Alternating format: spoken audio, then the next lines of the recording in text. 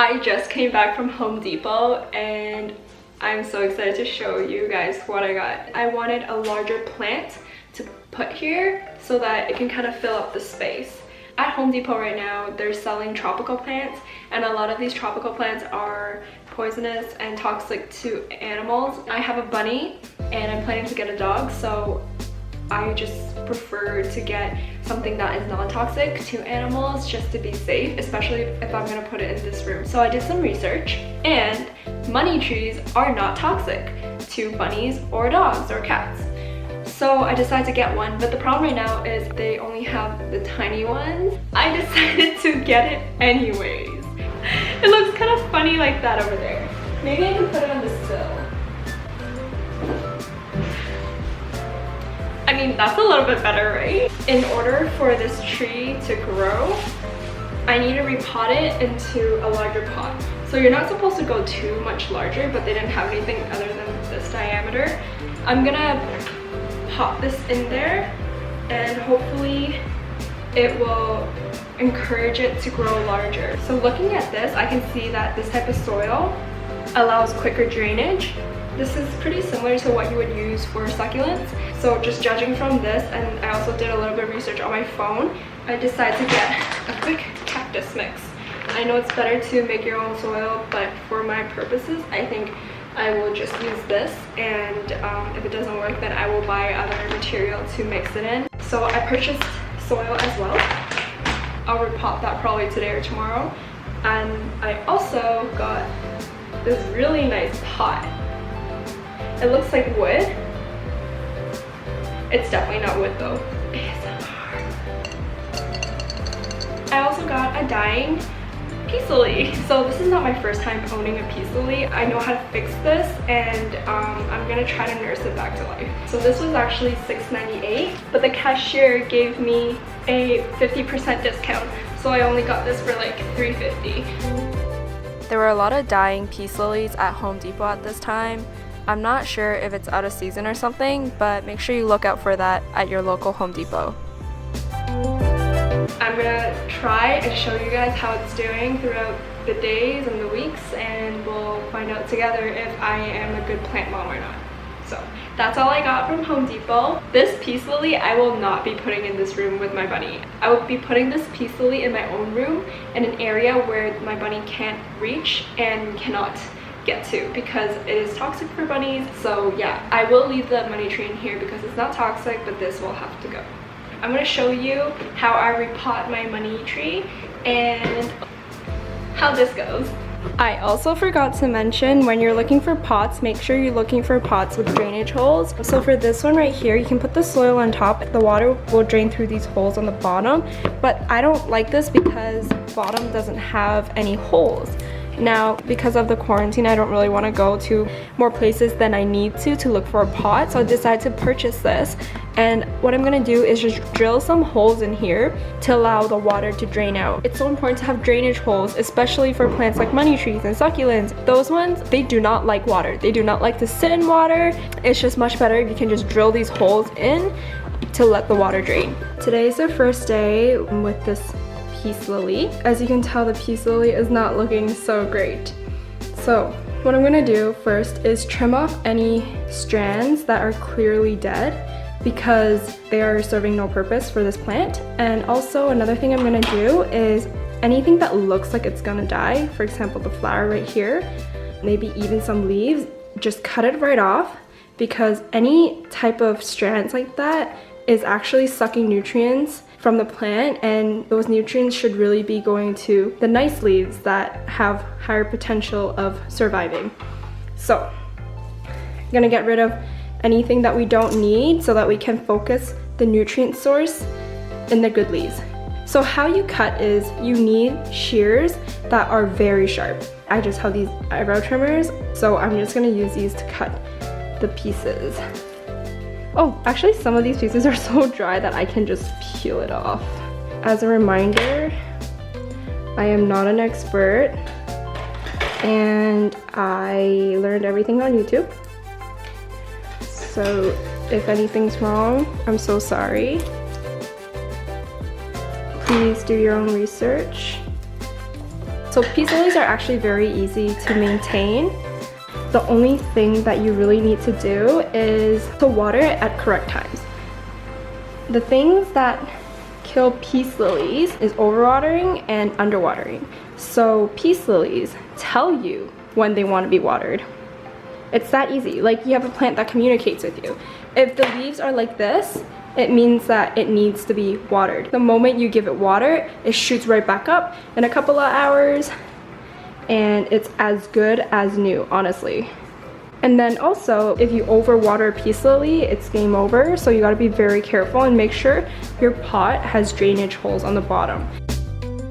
Just wanted to hop in here and let you guys know that if you overwater your plant, it is not game over. It can be fixed by reverting back to a proper watering routine. Also, if your pot does not have drainage holes, don't worry. In the video, I'm going to show you how you can put the drainage holes in, which is 3 tools that you probably already have at home. Honestly, I think this is a beautiful peace lily. It just needs some tender love and care. So for peace lily, in terms of sunlight, you can't put it in direct sunlight. It hates direct sunlight, and you have to put it in direct sunlight. So just make sure you do that, and you should have a pretty beautiful plant on your hands. This is what it looks like before watering. So to water a peace lily, it's super simple. If you have it in a pot, you have to take it out, because when you water peace lilies, you gotta make sure that the water comes out of the drainage hole and that there's no excess water in the pot.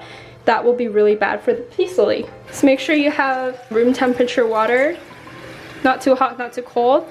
And then honestly, I just put it down the drain or under the faucet. I just let it soak for a little bit so that it gets every part of the soil. Okay, just like that, and then it all drains from the bottom, as you can see. Shake it a little bit. You don't have to, but I like to do that. Once it's done draining, you can put it back into your original nicer pot, and in a couple hours it should be very perky. That's all the water it needs. You don't need any more. Just make sure it runs straight through the soil, down the drainage hole, and that's good.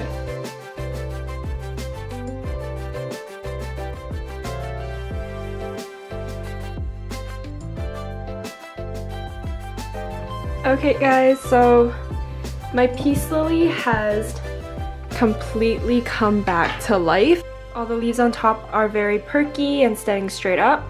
It doesn't look dead anymore. All the dried up leaves are gone. Everything looks good. This flower is growing. I'm actually gonna look and see if there are other leaves that I should cut.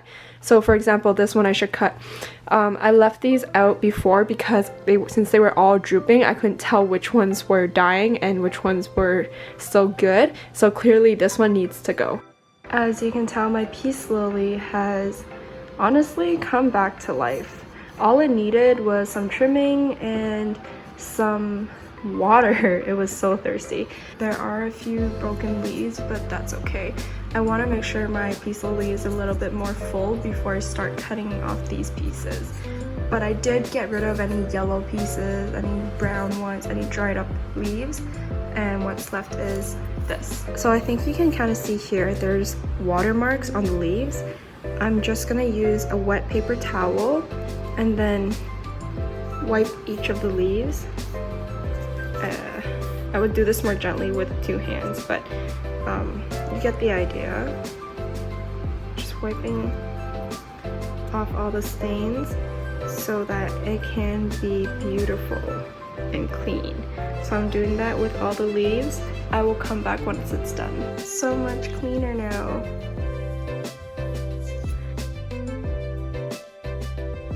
And now on to repotting my money tree.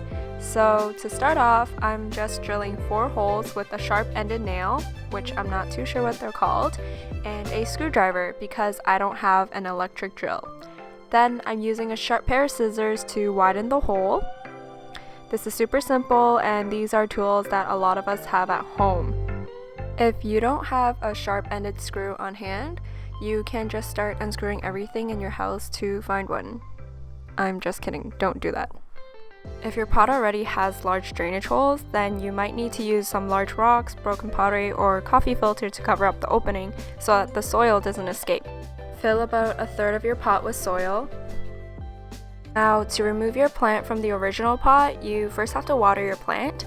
This helps the soil and the roots stick together. It'll be much easier for you to remove the plant. Then put your hand over the top of the pot and turn it upside down, then use your other hand to remove the pot. Here you can see that I created a little hole in the middle for my plant to sit in. Make sure the base is sturdy so that the plant has a good foundation to sit on. Here I'm carefully examining the difference between the two soils, and I was actually getting quite concerned about the potting mix's drainability. So after I filmed this, I ended up adding some more perlite to the soil to help with the drainage. I suggest that you add cactus soil with either perlite, peat moss, or pumice along with sand to create the perfect cactus mix. But since my local Home Depot was out of peat moss and pumice, and because of the pandemic, I didn't really want to go to multiple locations to look for these ingredients. But I read online and it turns out that it is fine to mix cactus mix with just perlite, but for my next repotting, I will make sure to have some peat moss or pumice to add to the soil. Now just fill the rest of the pot with soil, and I like to water the plant at the end to set everything in place. If your drainage holes are working properly, you should see the water exiting from the bottom. And here you can see mine are working. So I just added an extra clip here to show the new soil that I have mixed. You can see a little bit more perlite in there, which really helps with aerating the soil. I hope you guys liked the video and that some of these tips were helpful. Don't forget to like and subscribe. It would mean the world to me. And thanks so much for watching, guys. Bye!